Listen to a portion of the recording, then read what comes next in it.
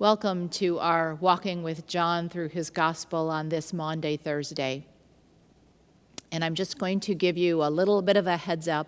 Our readings for the next few days are going to be rather lengthy.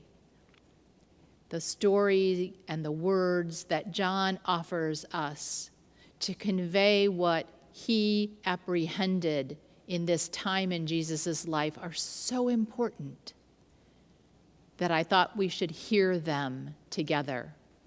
So let's get right to our reading today. It is from John, the 13th chapter. Now, before the festival of the Passover, Jesus knew that his hour had come to depart from this world and to go to the Father. Having loved his own who were in the world, he loved them to the end. The devil had already put it into the heart of Judas, son of Simon Iscariot, to betray Jesus. And during supper, Jesus, knowing that the Father had given all things into his hands, and that he had come from God and was going to God, got up from the table, took off his outer robe, and tied a towel around himself. Then Jesus poured water into a basin and began to wash the disciples' feet and to wipe them with the towel that was tied around him. Jesus came to Simon Peter, who said to him, "Lord, are you going to wash my feet?" Jesus answered, "You do not know now what I am doing, but later you will understand." Peter said to him, "You will never wash my feet." Jesus answered, "Unless I wash you, you have no share with me." Simon Peter said to him, "Lord, not only my feet, but also my hands and my head." Jesus said to him, "One who has bathed does not need to wash except for the feet, but is entirely clean. And you are clean, though not all of you." For Jesus knew who was to betray him. For this reason, he said, "Not all of you are clean." After Jesus had washed their feet, had put on his robe, and had returned to the table, he said to them, "Do you know what I have done to you? You call me teacher and Lord, and you are right, for that is what I am. So if I, your Lord and teacher, have washed your feet, you also ought to wash one another's feet. For I have set you an example that you also should do as I have done to you. Very truly I tell you, servants are not greater than their master, nor are messengers greater than the one who sent them. If you know these things, you are blessed if you do them. I'm not speaking to all of you. I know whom I have chosen. But it is to fulfill the scripture, the one who ate my bread has lifted his heel against me. I tell you this now before it occurs, so that when it does occur, you may believe that I am he. Very truly I tell you, whoever receives one whom I send receives me, and whoever receives me receives him who sent me." After saying this, Jesus was troubled in spirit and declared, "Very truly I tell you, one of you will betray me." The disciples looked at one another, uncertain of whom he was speaking. One of his disciples, the one whom Jesus loved, was reclining next to him. Simon Peter, therefore, motioned to him to ask of Jesus whom he was speaking. So while reclining next to Jesus, he asked him, "Lord, who is it?" Jesus answered, "It is the one to whom I give this piece of bread when I have dipped it in the dish." So when he had dipped the piece of bread, he gave it to Judas, son of Simon Iscariot. After he received the piece of bread, Satan entered into him. Jesus said to him, "Do quickly what you are going to do." Now no one at the table knew why he said this to him. Some thought that because Judas had the common purse, Jesus was telling him, "Buy what we need for the festival," or that he should give something to the poor.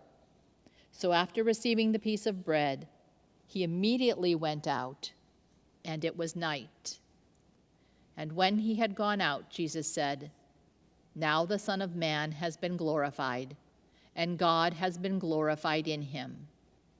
If God had been glorified in him, God will also glorify him in himself, and will glorify him at once. Little children, I am with you only a little longer. You will look for me, and as I said to the Jews, so now I say to you, where I am going, you cannot come. I give you a new commandment, that you love one another, just as I have loved you. You also should love one another. By this, everyone will know that you are my disciples, if you have love one for another." There are 3 things I want you to notice with me today.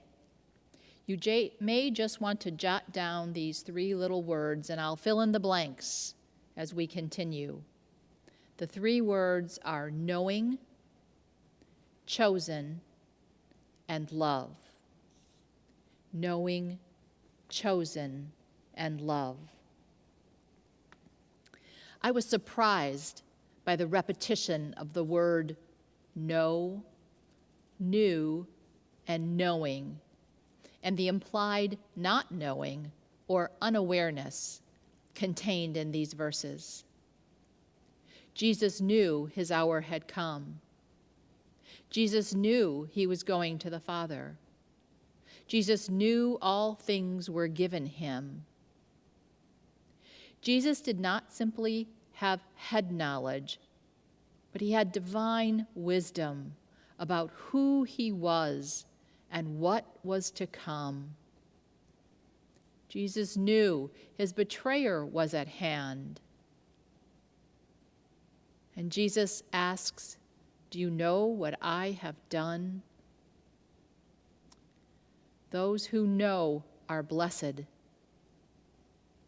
But Simon Peter, yet again, even now, in comparison, did not know what Jesus was doing. Chosen. I know whom I have chosen. Being chosen is so often the language of comfort. You are chosen is a sign of inclusion and approval and regard. But here, Jesus is telling us that he has chosen one to be the betrayer. He has chosen Judas to dip the bread of deceit. It's not a good thing to be this chosen one of whom Scripture foretold. There's a lot assumed and presumed about Judas, that he was skimming money, that perhaps he was jealous of Jesus or disappointed by Jesus, maybe that he even had aspirations of greatness of his own. But rarely do we consider or talk about that Judas was chosen for this role, chosen in the same way Mary was chosen. There was a job in the divine plan that needed someone to carry it out. Judas fulfilled his role in the fulfillment of Scripture, and after it was over in utter shame, he went and hung himself from a tree. Most often, Judas is painted as evil, as a villain. Can we consider at the same time that Judas was obedient as well? That he was the disciple who said yes to fulfilling a dark role, never realizing what that obedience would cost. what it would cost Jesus or himself. For me, there's a lot of gray around Judas. He's not as neatly black and white as I thought. And love. How different this Gospel of John is. A betrayal, a dark choosing, and a new command. There are no words of institution here. No, do this in memory of me. Wonder with me for a moment that if this gospel was the only gospel, would we even have a sacrament of the Lord's Supper? Here we find simply a juxtaposition of knowing, of choosing, and a new command to love as he loved.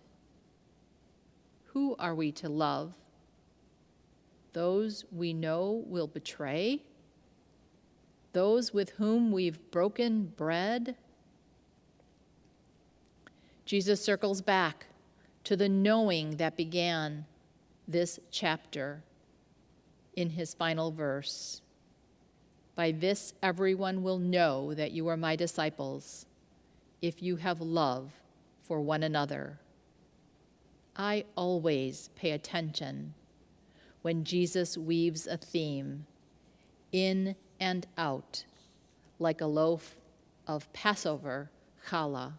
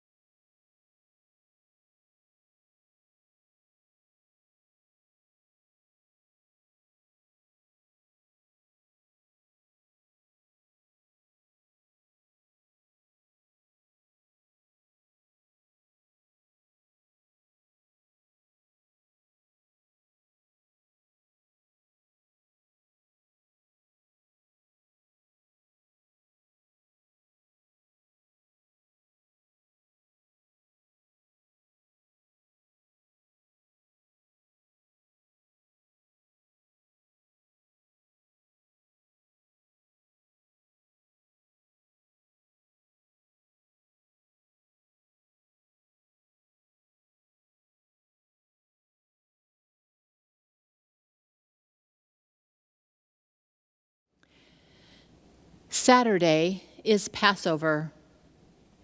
The bakeries are replete with loaves of challah for the Passover celebration. And I've put one on the page for you too. And this is what I'd like you to do for your intention for today. I want you to just sit with this loaf and to wonder about the themes that God has woven into the holy story that is your life. You know, the challah is woven of 3 threads. So take a moment to see if you can find 3 themes that God has woven into your life as well. Thank you for being with us on this Maundy Thursday. I look forward to joining you again tomorrow as we go deeper into Jesus' final days and as we walk with him on his final walk. Go in peace.